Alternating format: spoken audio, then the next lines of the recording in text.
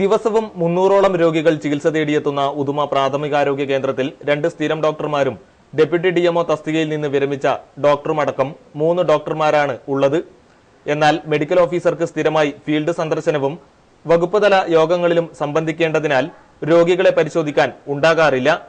വിരമിച്ച ഡോക്ടർ ദിവസവേതനടിസ്ഥാനത്തിൽ സേവനം നടത്തുന്നതിനാൽ ഉദുമ PHSയിൽ ഒരു ഡോക്ടറുടെ സേവനം മാത്രമേ രോഗികൾക്ക് ലഭിക്കാറുള്ളൂ. കിടത്തി ചികിത്സയ്ക്ക് സൗകര്യമുള്ള ഇവിടെ ഡോക്ടർമാരുടെ ഒഴിവ് നികത്താത്തതിനാൽ ചികിത്സ നിലയ്ക്കുകയും ചെയ്തു. കാലപ്പഴക്കത്താൽ കെട്ടിടം സിമന്റ് ഇളകി അപകടാവസ്ഥയിലായിരിക്കുകയാണെന്ന് മെഡിക്കൽ ഓഫീസർ മുഹമ്മദ് പറഞ്ഞു. 2 പെർമനന്റ് ഡോക്ടറും ഒരു VRS ഡോക്ടറുമാണ് ഇവിടെയുള്ളത്. ഒരു ഡോക്ടർ ഹോസ്പിറ്റലിന്റെ അഡ്മിനിസ്ട്രേഷനും ഫീൽഡിന്റെ വർക്കുകളും കാര്യങ്ങൾ കംപ്ലീറ്റ് നോക്കാനുള്ള ഒരു മെഡിക്കൽ ഓഫീസർ ഉണ്ട്. അങ്ങനെ ടോട്ടൽ 3 പേരാണുള്ളത്.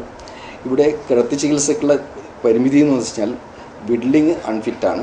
ബിൽഡിങ്ങിൻ്റെ മുകൾവശത്തു നിന്നും കഷ്ണങ്ങൾ ഇങ്ങനെ വീണുകൊണ്ടിരിക്കുന്ന അവസ്ഥയാണ്. കോൺക്രീറ്റ് അടർന്ന് വീഴുന്ന അവസ്ഥയാണ്. അപ്പം അതുകൊണ്ട് പേഷ്യൻറ്റിനെ കിടത്തുന്നത് ഭയങ്കര റിസ്ക്കാണ്. അറ്റകുറ്റപ്പണി നടത്തി മതിയായ ഡോക്ടർമാരെ നിയോഗിച്ചാൽ ഉദുമ PHSയുടെ സേവനം മികച്ച രീതിയിലാക്കാൻ സാധിക്കും. ഉദുമ പ്രാഥമികാരോഗ്യ കേന്ദ്രത്തിന് കീഴിൽ 8 സബ് സെന്ററുകൾ പ്രവർത്തിക്കുന്നുണ്ട്.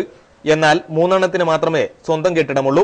ഡോക്ടർമാരുടെ അഭാവവും കിടത്തി ചികിത്സയ്ക്കുള്ള കെട്ടിടത്തിന്റെ കാലപ്പഴക്കവും ഉദുമ പ്രാഥമികാരോഗ്യ കേന്ദ്രത്തിന്റെ പ്രവർത്തനത്തെ തളർത്തുകയാണ്. ക്യാമറമാൻ വിജയരാജനൊപ്പം അനൂപ് നീലേശ്വരം, ജീവൻ ന്യൂസ്, കാസർഗോഡ്.